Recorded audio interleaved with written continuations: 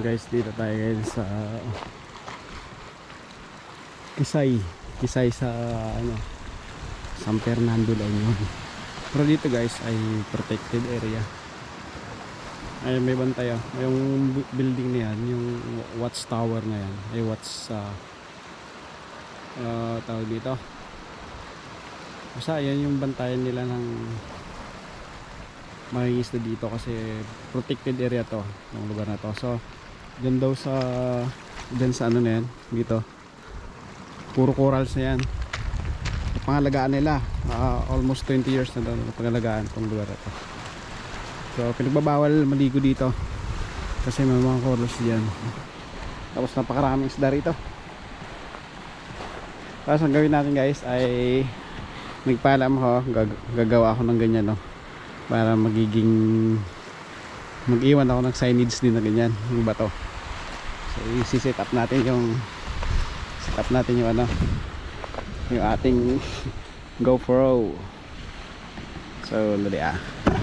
So dito na lang tayo. Dito tayo magpatayo ng batong-patong-patong. So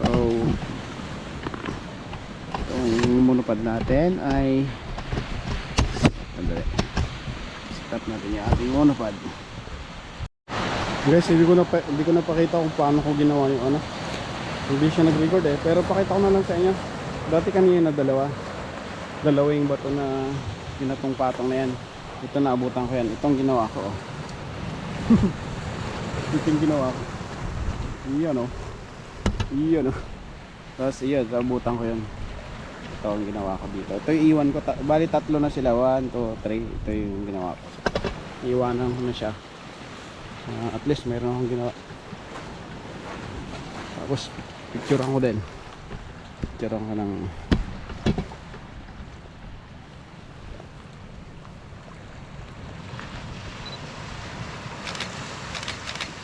yan. Kuhanan ko na siya. So guys, napakaganda pala yung view dito kung picture lang kayo tapos hindi ka na kayo ng sunset, pwede. So bawal lang kasi talagang maligo dyan sa dito, batuhan, tapos protected area kasi daw dyan, kaya yung binabantayan nila. Hanggang picture lang tayo. Ayan, dalawa lang kami na yan, yun tsaka yun. Ito ginawa ko yan guys. So dito ako ngayon sa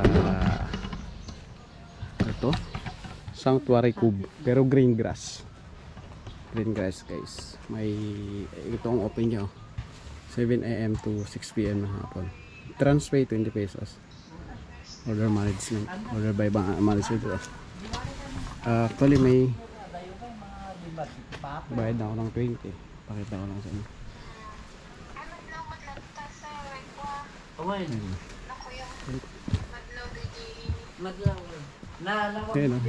green grass. Ang pupunta dito guys ay yung mga mahilig magmuni-muni. Yung mga imot-imot dito sila pupunta. At saka yung mga nagdi-date na rin. Kasi ito ay ano siya, seafront, yung green grass na to. Ayan guys oh. So ay may namabutan tayong tatlo. Ito yung pinaka seaside. Tingnan natin, silipin natin guys. Yung pinanggalingan ko kanina na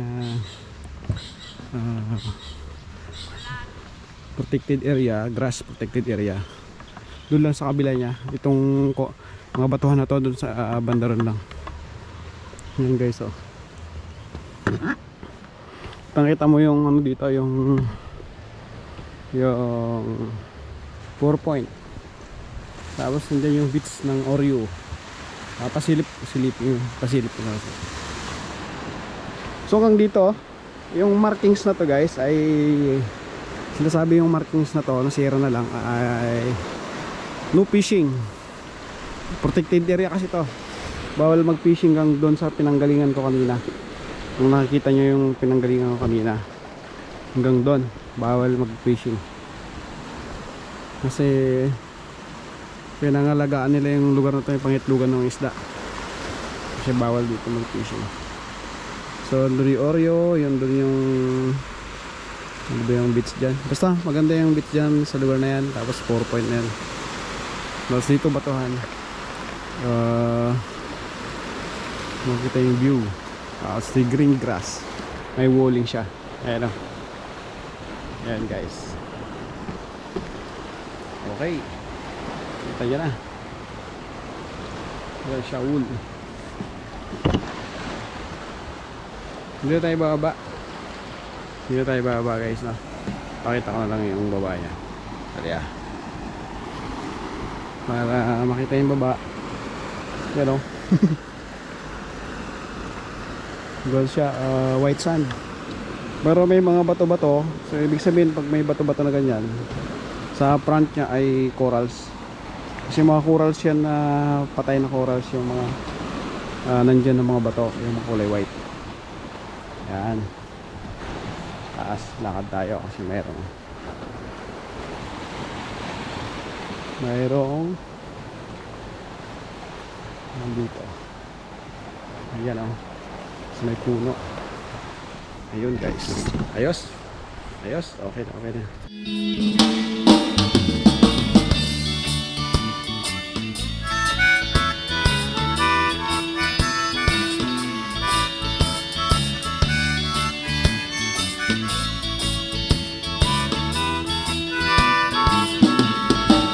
Halika na, ako'y yung sabayan. Hindi ka ba naiinitan? May alam akong lugar, tara na ating puntahan. Doon ay may maraming likas na kagandahan.